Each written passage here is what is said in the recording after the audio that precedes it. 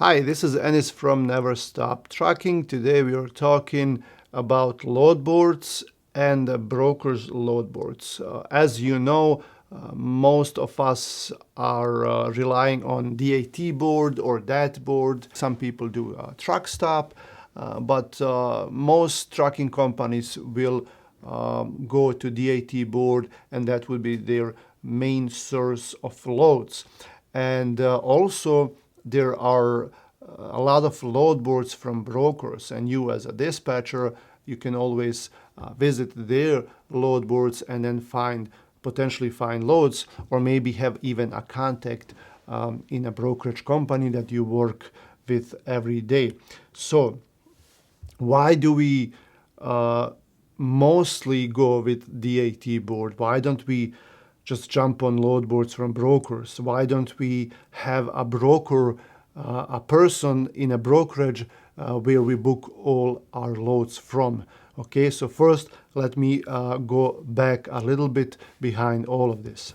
There are thousands and thousands of brokerage companies out there, and they have thousands and thousands of loads.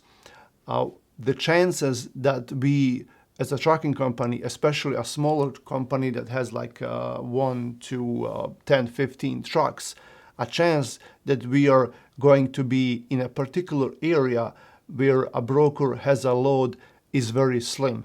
Okay, let's say we work with a broker all the time. Let's say this is someone from, let's just say, C.H. Robinson. I have a guy in Kansas City next Tuesday. That guy only wants to go to East Coast. That guy only wants light loads. That guy doesn't want a load that delivers late at night. That guy wants a good paying load. What are the chances that C.H. Robinson is going to have a load at that particular time in that particular city that my guy likes, that works for him? Very slim. Okay, now let's imagine you have 10 of these guys and they are all in different part of United States. What's the chance that C.H. Robinson broker is going to have a load for each one of them? Very slim. Probably none. No chance. Now, if you have a broker that works for C.H. Robinson, and you can send them a list every morning and tell them, hey, I have guys here and there, and do you have anything? He or she can start working on those trucks and offer you loads. That's great. Maybe you can find a load that way. Okay. Let's say you have another broker at XPO, at JB Hunt, TQL, whichever of these brokerage companies that have loads all over.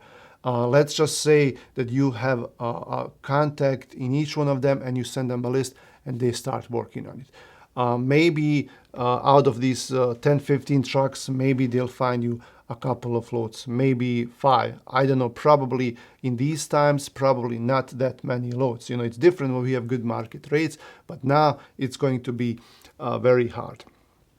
So let's say you have access to 20 load boards from brokers, and then you just go there and you post a truck and see if they have a load for you. Let's say you have a truck in Tulsa, Oklahoma. You go to each one of these sites and then see like, hey, Tulsa, Oklahoma, this guy wants to go south, southeast, what's there? And then you find maybe 5 loads.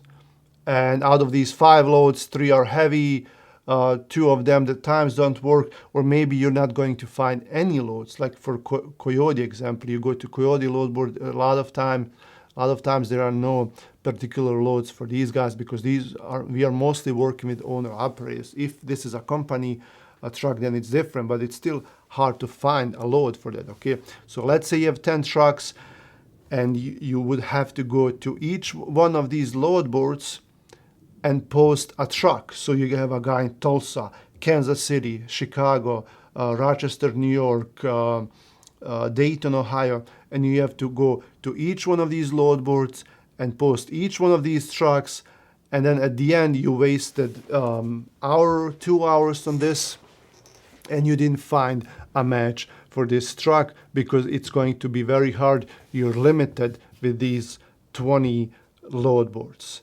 But if you go to DAT board, you have thousands of brokers and loads that are constantly updated, and they're all in one spot, and you can post 5, 10, 20 trucks at the same time, and you get notifications, and it's live, and brokers see your trucks that you need a load for that truck, and brokers can call you and contact you, and you can call them.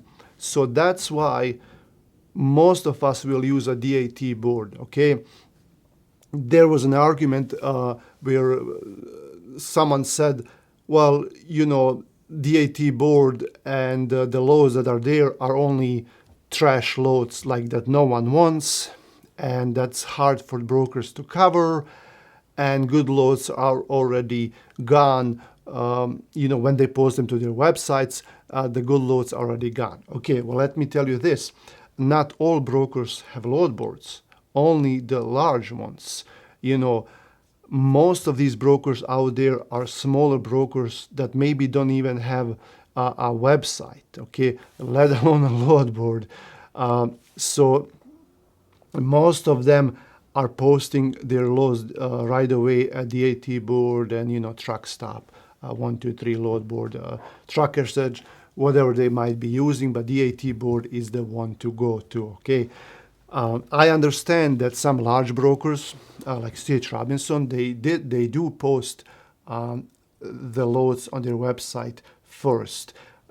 They have tiers, like different levels of access. If you can see whether you can see these loads a few days in advance or 1 or 3 days in advance, depends how many loads you do with them, and I don't know exactly their rules, but that is true.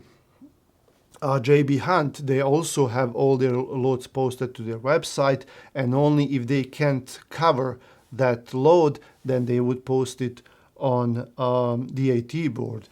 Same with TQL. Mostly with XPO, a lot of their loads are on their load board, but that's about it. These large brokers, their loads are not that great anyway, okay? If you go to C.H. Robinson website, you're going to see a lot of odd appointments, a lot of heavy loads.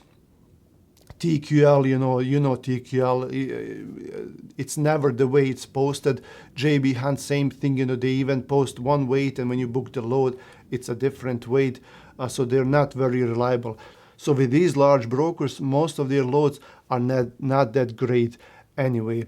Now you have some smaller brokers, like for example UTS. I don't know if many of you heard of them, but they are here out of Grand Rapids, and they have good loads. And UTS has their own load board, and they all post their loads on their load board. That is true. Same with LoadSmart, Transfix, Uber. I forgot about Uber, but Uber, they don't have that great loads anyway either.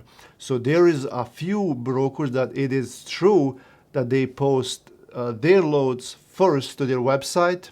That is true, but thousands and thousands of other brokers post it on DAT board first, and that's why DAT board is your friend, okay? That's why most of us go there first. Now, I might have a DAT board open in one tab, and then other load boards from brokers open in different tabs.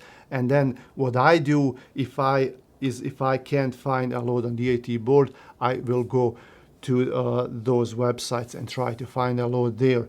If the DAT board is down, then I would go over there too. If I have a driver that's in a specific area, for example, I have a driver that likes to do short loads, and I know C.H. Robinson has a lot of these short loads, then I would go to C.H. Robinson website first and then look for a load there.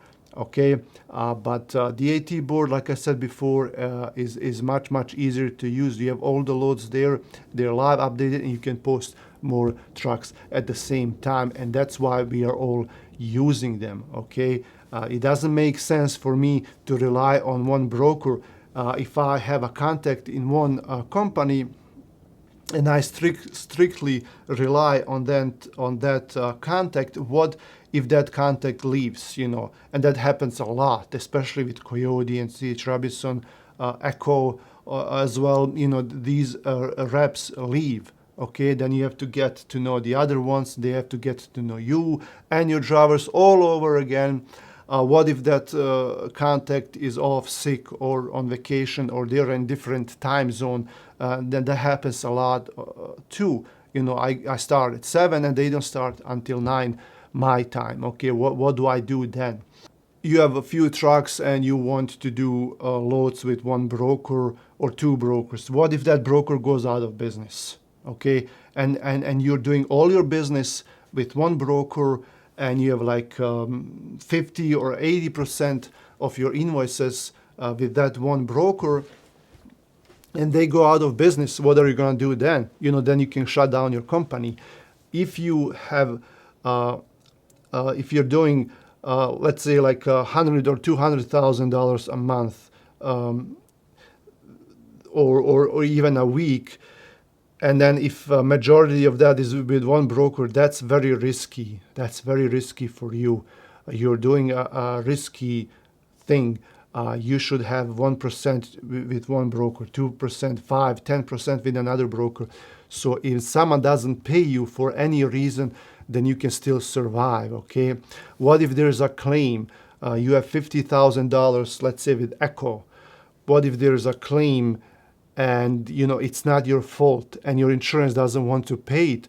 They're going to hold that money. You're never going to see that money at any load in future that you do with that broker. They're just going to hold the money. So that's why you don't want to work with one broker. And I can talk about that in one of my next videos. So this is Enis. Thanks for watching. Subscribe to the channel. Come back for more. I'll see you around.